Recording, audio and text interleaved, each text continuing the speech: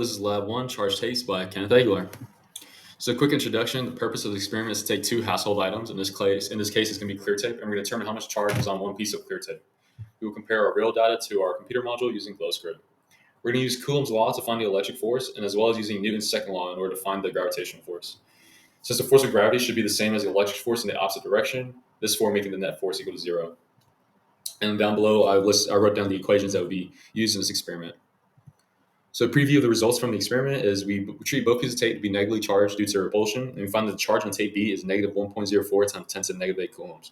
We know that tape B experiences a gravitational force, so by setting the net force equal to zero, we can find the electric force acting on tape B, which happens to be 0.00186 newtons in the positive y-hat direction.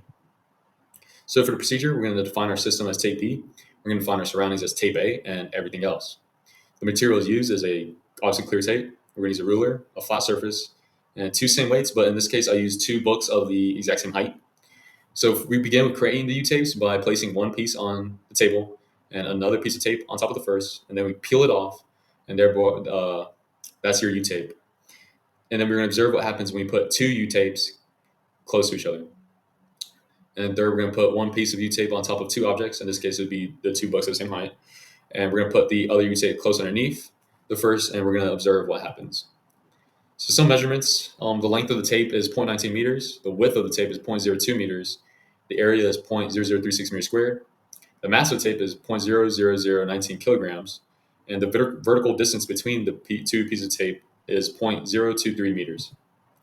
So some math calculations I did by hand. I'll go more into depth on how I found these numbers when I show the GlowScript. I found that the gravitational force was 0.00186 newtons, the electric force to be the same except in the opposite direction. The charge of the tape to be negative 1.04 times 10 to the negative 8 coulombs. The number of electrons to be 6.54 times 10 to the 10th. And the number of atoms to be 1.9 times 10 to the ninth. And then the ratio of electrons to atoms is 34 electrons per atom. So for the GlowScript, we should note that we assume that there is no air resistance, and we treat the tape as if it was a point charge. So for the code, I begin with defining all my constants and all the things that we do know. And then I go and set the tape, the radiuses, and just making the objects within Python or in GlowScript so the image shows up. But anyways, we begin by finding the force of gravity. And finding the force of gravity is simply G times mass. So in this case, it's going to be G, a constant, which is equal to 9.8 times the tape mass. And the vector would be the force of gravity, the magnitude, in the negative y-hat direction. And then we could set the net force equal to zero. So the electric force should be equivalent to the force of gravity, except however in the opposite direction. Therefore, we set the electric force equal to force of gravity, however in the positive y-hat direction. So then we'll go about finding the charge. We can do this by finding the square root of the magnitude of the electric force times the distance between the two tapes, and we square that, and we divide it by a constant 1 over 4 pi epsilon naught, which is the equivalent of 9 times 10 to the ninth. And since we know the charge will be negative, we can add a minus sign before the square root. And to find the number of electrons, we take the charge that we just found, and we divide it by the typical charge of an electron. When units cancel out, this would give us the number of electrons. And similarly for the atoms, we take the tape length, and we divide it by the atom length. So we can figure out the number of atoms by that. And lastly, simply finding the ratio is simply taking the electrons, and we divide it by the number of atoms. So some possible errors while doing this experiment is definitely incorrect measurements. Also, we treated the tape as a point charge. And yes, if we were a distance very, very far away, the piece of tape would look and act like a point charge. However, in this case, we were not a distance very, very, very far away.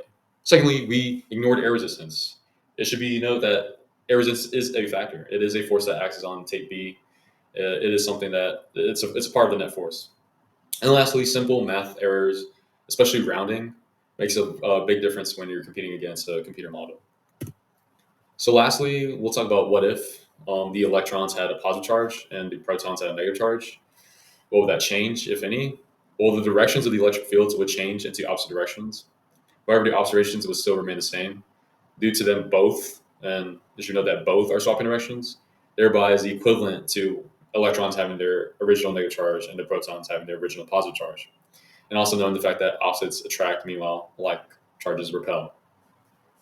So why is it so important to handle the charged tapes as low as possible? Well, we do this because when the tapes come into contact with another object, whether it be, especially my finger when I touch it, their excess charge will want to move from the tape to me onto my finger, thereby reducing the overall negative charge on that piece of tape. And to really know and observe the effects between the two pieces of U-tape and their charge, we want to keep their excess charge as high as possible. So thank you for listening. Have a good one.